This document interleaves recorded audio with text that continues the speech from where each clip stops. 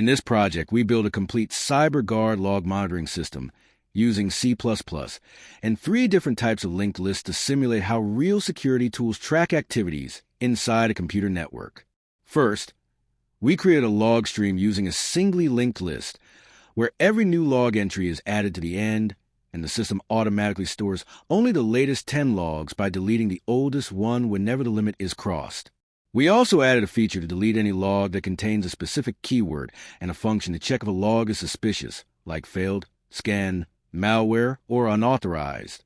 Whenever something suspicious is detected, it is immediately forwarded to our suspicious event timeline, which is implemented using a Doubly Linked List.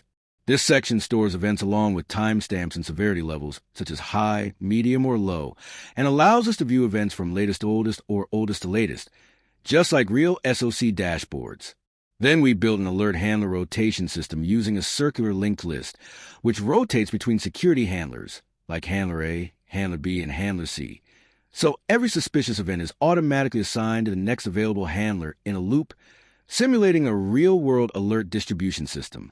Finally, the program includes a full menu-driven interface and even an automatic demo that processes 15 sample logs, detects threats, assigns handlers, displays logs, and showcases how all 3 linked lists work together.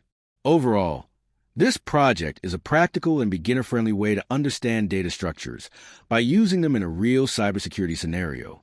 If you want to try this project yourself, you can download the complete source code from my GitHub.